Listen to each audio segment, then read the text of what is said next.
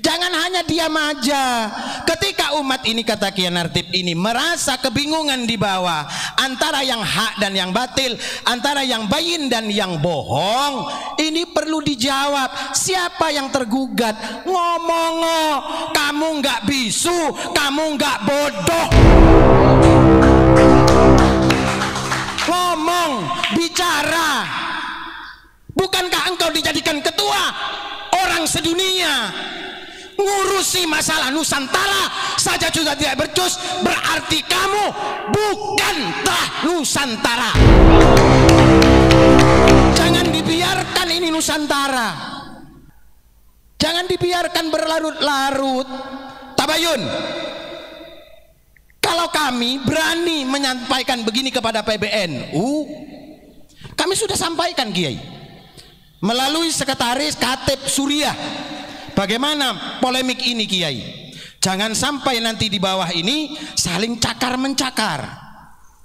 Jika setiap apa yang disampaikan secara ilmiah dari berbagai khasanah keilmuan para ulama ini dianggap kebencian. Kalau kita menjelaskan apa yang ada di dalam kitab ini, apa yang di dalam kitab itu, kita dianggap menyerang. Ngapain lu beli kitab? Ngapain kitab itu ditulis? Udah bakar aja kitab-kitab itu. Berarti Indonesia sudah tidak butuh kitab, tidak butuh ilmu.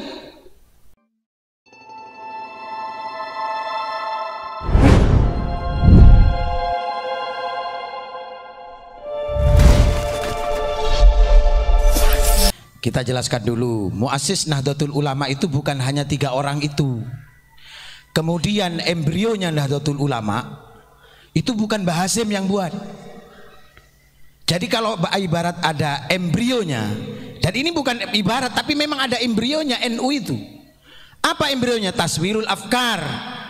Sebelum Taswirul Afkar itu ada namanya SDI, Serikat Dagang Islam, yang didirikan siapa? Hos Cokro Aminoto bersama Mbah Wahab Hasbullah.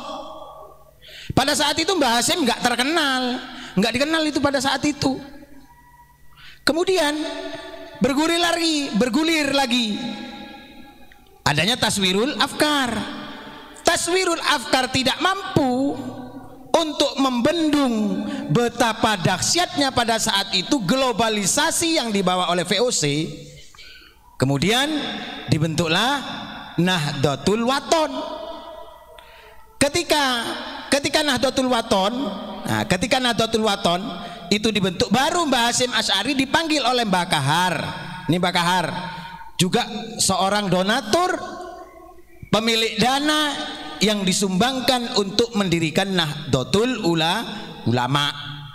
Nah, Mbah Hasyim Asy'ari, kapan Mbah Hasyim Asy'ari ini mulai dikenal di seantero Serikat Dagang Ampel maupun Serikat Dagang Islam yang dibawa oleh para ulama-ulama di Surabaya, ketika beliau diminta oleh Mbah Kahar untuk menjadi guru besar di Madrasah Nahdlatul Wathon. Kemudian ada di NU Online bahwasanya katanya Mbah Hasyim Asy'ari itu meminta restu kepada Habib Hasyim, kan begitu. Itu di NU Online, di situs yang 90% ini adalah itu menyuarakan dari PBNU, kan begitu, corongnya lah gitu kan.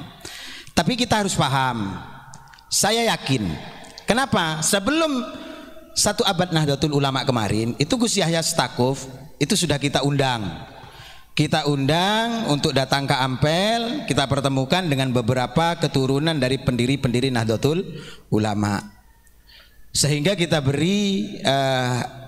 berikan pemahaman bahwasanya Gus Dur sendiri belajar NU itu belajar kepada Kiai Umar Burhan. Pertanyaannya kan begini, siapa Kiai Umar Burhan? Kan begitu. Kiai Umar Burhan itu adalah putra dari Kiai Burhan yang menjadi bendahara pertama berdirinya Nahdlatul Ulama. Itu satu. Yang kedua, Langgar Gipo yang selama ini yang selama ini pernah ditugaskan oleh Abuya Gufron kita untuk mencari keturunan Kiai Hasan Gipo. Jadi ketemulah dengan Gus Yunus itu kan, ketemu dengan Gus Yunus. Nah di sana ternyata memang ada sejarah bukan pembelokan, tapi ini sejarah ini tidak komplit, artinya tidak lengkap. Kalau selama ini yang di framing itu hanya 3 ulama, Mbah Hasyim Asy'ari, Mbah Wahab dan Mbah Bisri Samsuri, ternyata muassis NU ini yang menjadi struktur itu ada 32. Termasuk diantaranya itu ada dari menantu Syekhona Khalil Daramuntoha. Ketika itu Daramuntoha beliau yang mewakili Syekhona Khalil untuk menemui 66 ulama itu. 66 ulama yang akan sowan ke Syekhona Khalil. Ternyata dari 66 itu ada 313 ulama, Kiai. Nah, ini tidak disampaikan.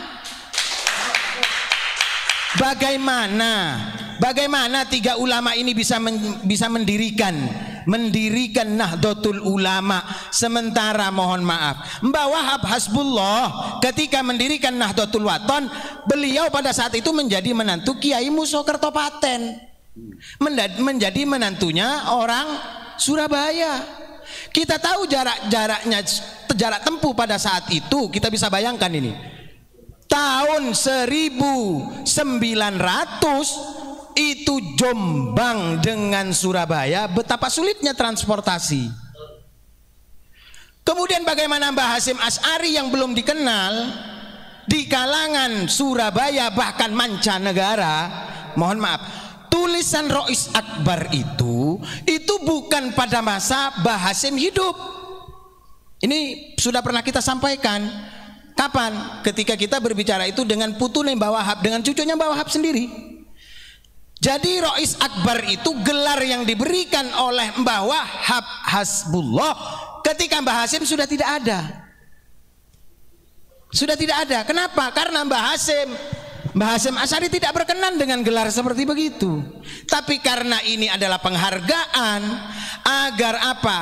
Agar semua orang-orang yang mengaji kepada Hadratus Syekh ini bisa memahami apa yang dimaksud oleh Hadratus Syekh. Barang siapa yang membesarkan merumat Nahdlatul Ulama, maka aku doakan anak cucunya husnul khotimah. Kemudian Mbah Hasyim Asy'ari, gelar Hadratus Syekh itu yang memberikan juga Mbah Wahab Hasbullah. Ibarat begini, Mbah Wahab Hasbullah itu kemana-mana. Yang ke luar negeri itu Mbah Wahab Hasbullah dengan Kiai Raden Asnawi. Termasuk Komite Hijaz. Komite Hijaz ini bukan murni sendiri dari Mbah Hasyim Asy'ari. Jadi Komite Hijaz itu sebelum NU ada, Komite Hijaz ini sudah dibentuk. Oleh siapa? Oleh amanat Syekh Nawawi kepada santri-santrinya. Makanya wajar kalau Syekh Nawawi harus diakui sebagai inisiator berdirinya NU ini, baik itu melalui embrio tadi Taswirul Afkar, Syarikat Dagang Ampel, kemudian Nahdlatul Tujjar, Nahdlatul Wathon, kemudian ada lagi Jam'iyatul Masajid, Takmirul Masajid, Jam'iyatul Tahlil, kemudian Jam'iyatul Ma'had, Jam'iyatul Pesantren. Ini adalah embrio-embrio yang didirikan oleh keluarga besar Ampel. Maka daripada itu ada seseorang yang menulis bahwasanya yang memusuhi saya di tanah Jawa itu adalah keturunannya dari Syekh Ali Akbar. Syekh Ali Akbar itu siapa? Cucunya dari Mbah Ampel. Keturunannya mereka mayoritas yang menjadi pendiri-pendiri Nahdlatul Ulama. ini tidak disampaikan oleh siapa? Enggak tahu memang PBNU. Apa karena memang PBNU tidak tahu, atau tidak tahu menahu, atau memang tidak mau tahu? Loh, ini pernah disampaikan oleh siapa? Oleh Gus. Jadi inilah, kita jeda sejenak ya. Ini kalau bicara NU semangat. Kemudian menjelang 1 abad Nahdlatul Ulama di Sidoarjo kemarin itu, dari PBNU mengutus salah satu anggota Ansor yang bernama Jonathan untuk datang ke Langgar Gipo mengklarifikasi pernyataan teman-teman Langgar Gipo, karena teman-teman Langgar Gipo ini kan gabungan dari masing-masing duriyah para pendiri Nahdlatul Ulama. Ada putranya, ada keturunan Kiai Mas Alwi bin Abdul Aziz, Kiai Ridwan Abdullah, kemudian keturunan dari Mbah Umar Burhan, Kiai Zubair Gresik itu. Nah, kalau sejarah NU, kemudian Mbah Hasim dikatakan meminta restu kepada Habib Hasim. Ini kita nalar bahwasanya embrio Nahdlatul Ulama Mbah Hasim tidak ikut mendirikan. Sementara NU ini berdiri ini berdasarkan kekeluargaan, karena Mbah Hasan Gipo punya hubungan famili dengan Mbah Wahab Hasbullah. Mbah Wahab Hasbullah punya hubungan famili dengan Mbah Kahar. Mbah Kahar punya hubungan erat dengan Mbah Burhan. Mbah Burhan punya hubungan famili dengan Mbah Zubair. Mbah Zubair punya hubungan famili dengan, jadi masing-masing ini bereratan, saduluran. Kenapa kok bisa berhasil? Kenapa kok bisa berhasil mendirikan itu? Karena beliau tidak hanya bicara, tapi juga mengeluarkan dana itu. Artinya apa? Ada yang mendanai. Nggak mungkin kalau organisasi ini diplot atau dimonitori oleh orang luar, kemudian yang mendanai adalah orang-orang pribumi, nggak mungkin. Jadi KP ini saduluran. Para pendiri-pendiri Nahdlatul Ulama itu, makanya kalau ingin mencari sejarah NU yang asli bukan di Jakarta, tapi di Surabaya. Karena pendiri-pendiri NU itu banyak di Surabaya. Nah, ini ada lagi yang mengatakan begini.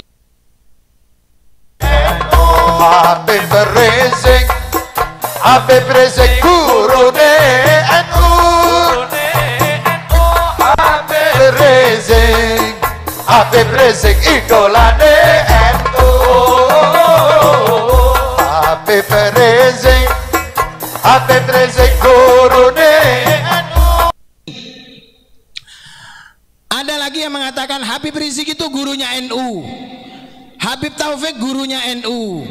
Ini perlu diperjelas. Sebelum Nahdlatul Ulama berdiri, konflik nasab itu sudah ada.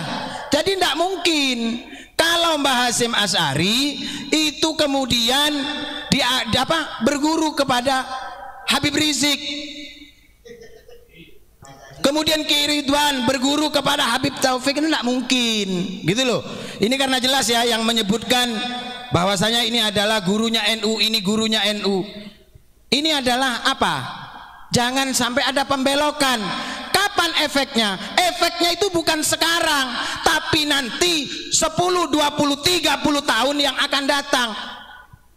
Wong NU dengan Robitoh Alawiyah berdiri ini setelah Nahdlatul Ulama berdiri. Berarti sebelum ada Robitoh Alawiyah belum ada gelar Habib. Di Surabaya sampai saat ini itu tidak viral Habib, yang viral Wan, abang, kakak, itu yang viral. Jadi kalau ini dikatakan beliau itu adalah guru Nahdlatul Ulama, ini perlu diperjelas, dibuktikan. Coba suruh klarifikasi. Kalau diklarifikasi, ini ngomong depan duria-durianya pendiri Nahdlatul Ulama.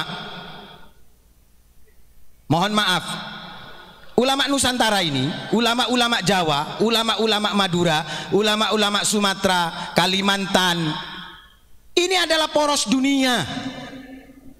Siapapun mengakui, bahkan baru-baru ini mengakui, ada yang mengakui apa? Bahwasanya orang yang mahir di bidang agama bukan harus orang Arab. Karena ini beliau adalah mufti dari ilmu yang berada di Hijaz. Loh, coba. Siapa? Syekh Nawawi. Makanya wajar dan harus, dan alhamdulillah Kiai, 1 abad Nahdlatul Ulama kemarin, Rais Suriah PBNU mengakui bahwasanya beliau Syekh Nawawi Al-Bantani memiliki kiprah dengan berdirinya Nahdlatul Ulama. Loh, ini perjuangan, bro. Kalau Syekh Nawawi tidak diperjuangkan, banyak kiai-kiai yang lupa dengan jasanya Syekh Nawawi. Makanya ada yang memperjuangkan mengangkat Syekh Nawawi. Ini satu gelombang besar ini. Sebuah badai besar. Bagi apa? Bagi peradaban keilmuan. Karena apa? Karena Syekh Nawawi ternyata yang berusaha dipadamkan oleh orang-orang tentang ajaran Syekh Nawawi yang menukil dari ulama-ulama sebelumnya, ini banyak ingin dipadamkan perjuangannya. 1, perjuangan beliau dalam akidah Ahlus Sunnah wal Jamaah. Syekh Nawawi Al-Bantani pernah berkunjung ke Ampel, menemui salah satu keturunan dari Bahsunan Ampel yang bernama Kiai Marzuki. Beliau menanyakan kitab ini 15 tahun sebelum beliau wafat, sebelum Syekh Nawawi wafat. 15 tahun sebelum Syekh Nawawi wafat, beliau menanyakan kepada Kiai Marzuki kitab Ihya Ulumuddin yang bertuliskan aksara Jawa.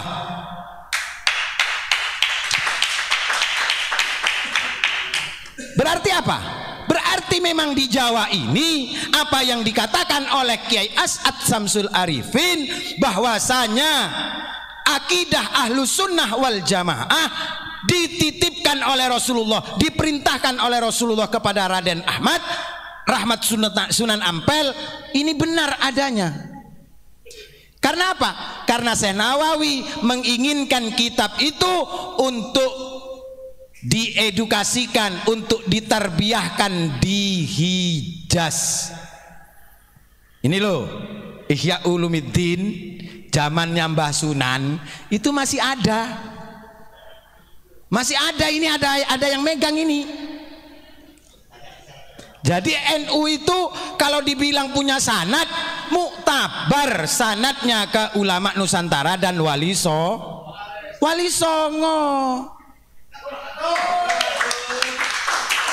Sementara dari saudara-saudara itu mengakui betapa keilmuan ulama Nusantara ini sungguh sangat luar biasa.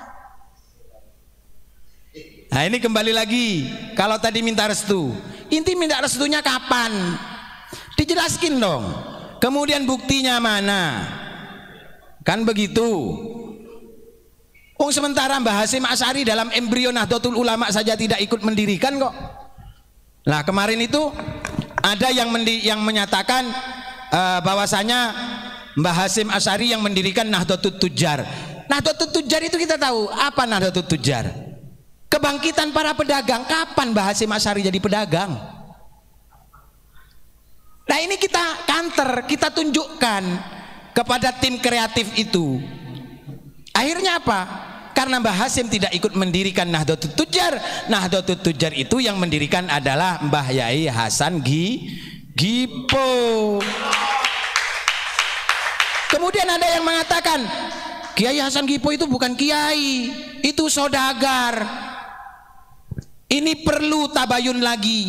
siapapun yang mengatakan Mbah Hasan Gipo itu bukan kiai perlu ditabayuni lagi. Ini kita kadang-kadang kan belajar sejarahnya itu sepotong-sepotong, tidak betul-betul mau menggali dan mempublikasikan, tidak mau adanya edukasi. Artinya apa? Memberikan pemahaman-pemahaman yang lansam, yang berkelanjutan. Sehingga apa? Sehingga kita gampang untuk dipotong di tengah jalan. Tapi ingat, kata Mbak Yai Halwani apa? Jangan sering memotong sejarah orang supaya sejarahmu tidak dipotong oleh Allah Subhanahu wa taala. Jadi seperti itu. Ini pentingnya edukasi. Kalau kita belajar bagaimana keterlibatan dari Pondok Pesantren Sidogiri, ternyata ini masih keluarga. Keluarga dari siapa? Keluarga dari Syekhona Khalil, karena kakeknya satu. Dari siapa? Kiai Asror. Kiai Asror dari Sayyid Sulaiman. Sayyid Sulaiman dari Mbah Sunan Gunung Jati. Maka wajar kalau Abuya Gufron ketika meluruskan Mufarraqah NU di Jombang, beliau datang ke Sidogiri. Ternyata ada trah sama-sama dari keturunan Sunan Gunung Jati. Makanya berani untuk tabayun. Loh, ini loh ulama gentleman. Jangan hanya diam aja. Ketika umat ini, kata Kiai Nartib ini, merasa kebingungan di bawah antara yang hak dan yang batil, antara yang bayin dan yang bohong, ini perlu dijawab. Siapa yang tergugat? Ngomong, kamu nggak bisu, kamu nggak bodoh. Ngomong, bicara. Bukankah engkau dijadikan ketua orang sedunia? Ngurusi masalah Nusantara saja sudah tidak becus, berarti kamu bukanlah Nusantara. Jangan dibiarkan ini Nusantara. Tidak akan ada efeknya bagi mereka yang cuek, tapi bagi mereka yang teliti ini akan menimbulkan percikan-percikan kebencian. Jangan dibiarkan berlarut-larut. Tabayun. Kalau kami berani menyampaikan begini kepada PBNU, kami sudah sampaikan Kiai melalui sekretaris Katib Suriah. Bagaimana polemik ini Kiai? Jangan sampai nanti di bawah ini saling cakar-mencakar. Gejolak ini harus ditangani dengan serius. Karena apa? Negara ini tidak berdiri dengan kaki sebelah, dengan satu kaki, tapi negara ini disonggoh oleh berjuta-juta kaki dan berjuta-juta intelektual. Ini perlu dijawab. Monggo. Supaya apa? Supaya tidak menjadi kembang api kebencian. Kalau kita menjelaskan apa yang ada di dalam kitab ini, apa yang di dalam kitab itu, kita dianggap menyerang. Ngapain lu beli kitab? Ngapain kitab itu ditulis? Udah bakar aja kitab-kitab itu. Berarti Indonesia sudah tidak butuh kitab, tidak butuh ilmu. Ulama Indonesia sudah tidak mau berpegang teguh kepada ulama.